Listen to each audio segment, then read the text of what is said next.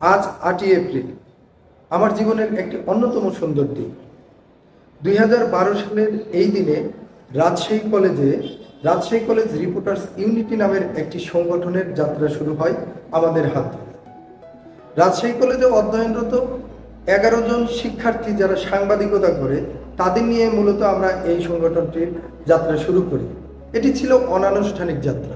এই যাত্রা শুরুর পর আমরা রাজশাহী কলেজের অধ্যক্ষ বরাবর একটি দরখাস্ত দিই।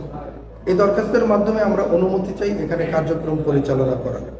কিন্তু বর্তমান রাজনৈতিক দলগুলোর ছাত্র সংগঠনের চাপের মুখে রাজশাহী কলেজের তৎকালীন অধ্যক্ষ প্রফেসর ডক্টর আলী রেজা মোহাম্মদ আব্দুল মজিদ তিনি রাজশাহী কলেজ রিপোর্টার্স ইউনিটির কার্যক্রমকে নিষিদ্ধ ঘোষণা করেন। এরপর আমরা সাংবাদিক হিসেবে রাজশাহী কলেজে কার্যক্রম পরিচালনা করতে পারলেও রাজশাহী কলেজ রিপোর্টার্স ইউনিটির ব্যানারে কোনোদিনই কার্যক্রম পরিচালনা করতে পারেনি। এরই মাঝে কেটে গেছে ৩টি বছর। রাজশাহী কলেজের নতুন অধ্যক্ষ হিসেবে যোগদান করেন প্রফেসর মোহাম্মদ হবিবুর রহমান। অন্যদিকে আমাদের রাজশাহী কলেজ রিপোর্টার্স ইউনিটির প্রতিষ্ঠাতা সভাপতি আবু খালিদ ভাইয়ের ছাত্রত্ব শেষ হয়ে যাওয়ায় তিনি ঢাকায় চলে যান।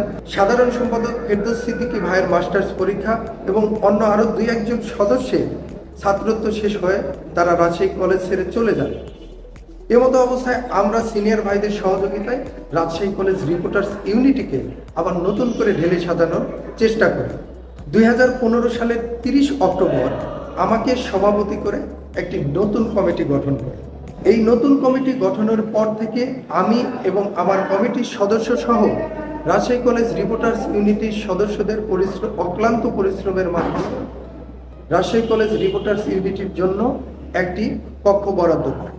শুধু তাই নয়, নবাগত সদস্যদের প্রশিক্ষণের জন্য রাজশাহী কলেজ কর্তৃপক্ষের কাছ থেকে একটি কম্পিউটার এবং তৎকালীন রাজশাহী সদর আসনের এমপি মহোদয়ের কাছ থেকে একটি কম্পিউটার উপহার হিসেবে পায়।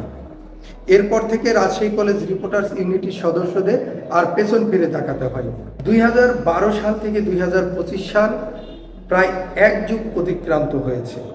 রিপোর্টার্স ইউনিটির অনেক কমিটি চলে গেছে, নতুন কমিটি এসেছে। রাজশাহী কলেজে যে বৃক্ষটি আমরা রোপণ করে এসেছিলাম সেটি এখন ফুলে ফলে সুশোভিত হয়ে উঠেছে।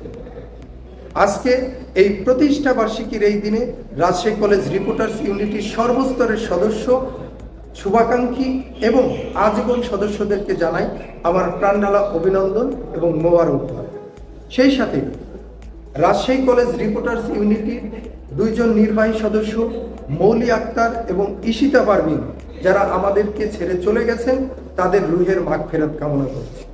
সর্বোপরি আমাদের প্রাণের স্পন্দন রাজশাহী কলেজ, এই রাজশাহী কলেজকে রাজশাহী কলেজ রিপোর্টার্স ইউনিটি বিশ্ব দরবারে আরও নতুনভাবে তুলে ধরবে বলে আমি আশা রাখছি।